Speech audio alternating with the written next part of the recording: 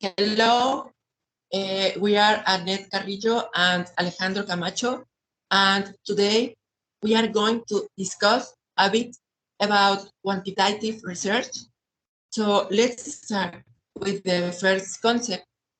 The purpose of research is to understand the world and to learn how this knowledge can be applied to better everyday life. It is an integral part of problem solving.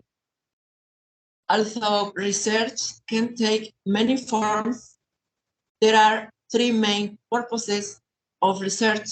They are exploratory, descriptive, and explanatory.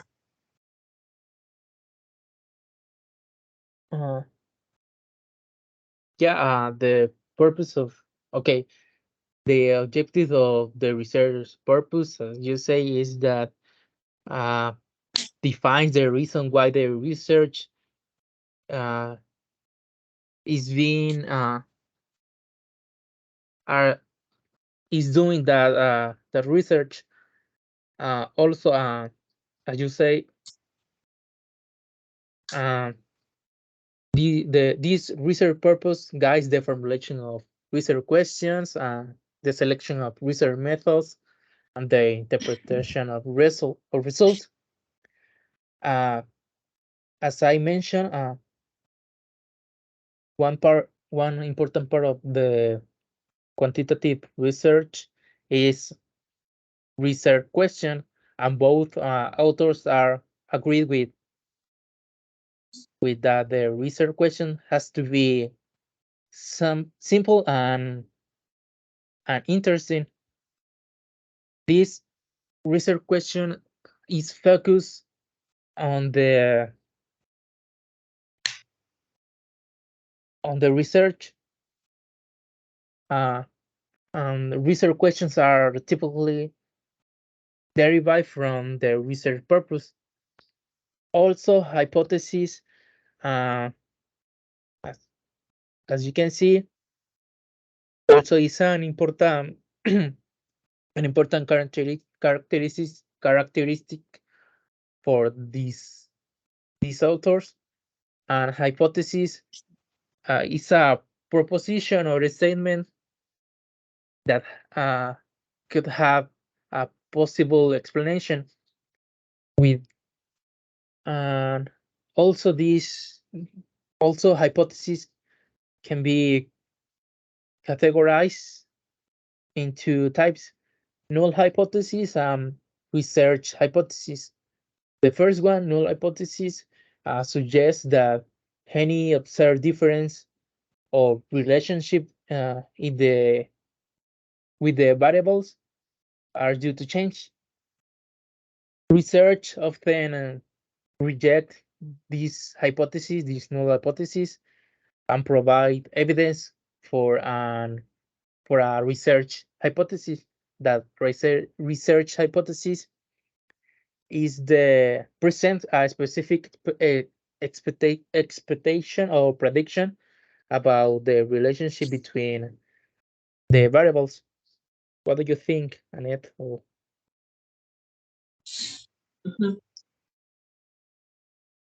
Okay, I agree because Whitrow mentioned that the primary research question should be driven by the hypothesis rather than the data.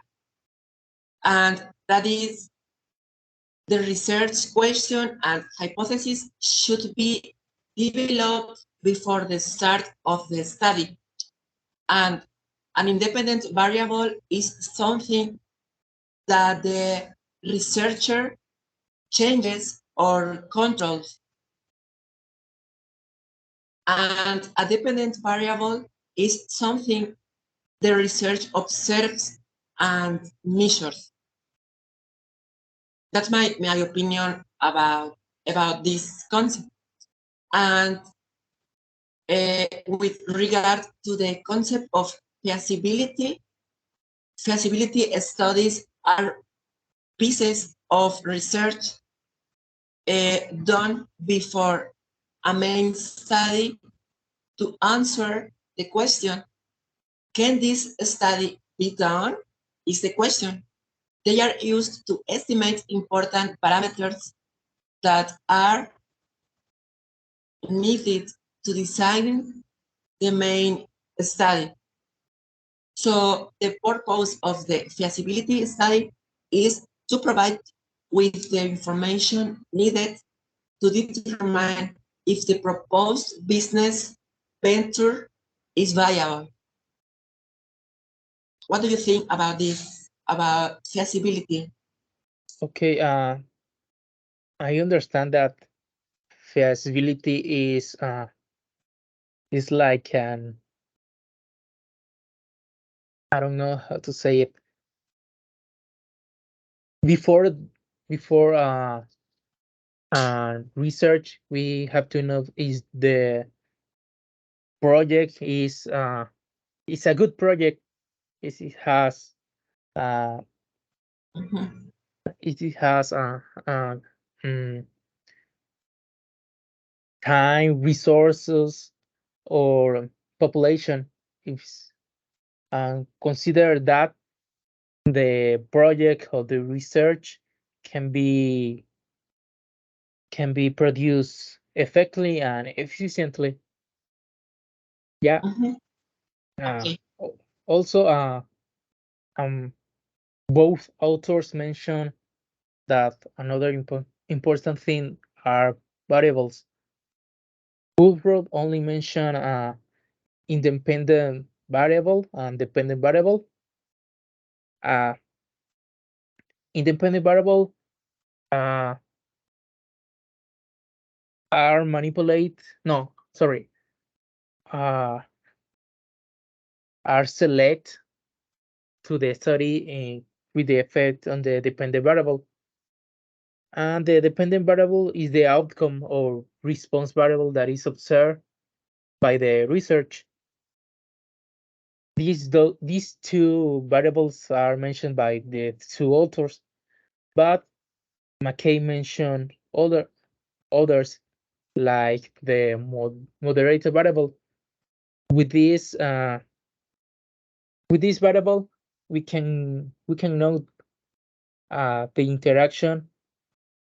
Sorry, this variable influence the direction of the relationship between an independent variable and a dependent variable. Another variable that mentioned McKay is an intervening variable. In other words, this variable provides how and why the relationship occurs between the independent variable and dependent variable. And the last one of these variables is control variable. The purpose of this variable is to minimize the potential for many explanations. Yeah. Okay. Okay. I understand this concept of variables with a question. This question is, how do you identify variables?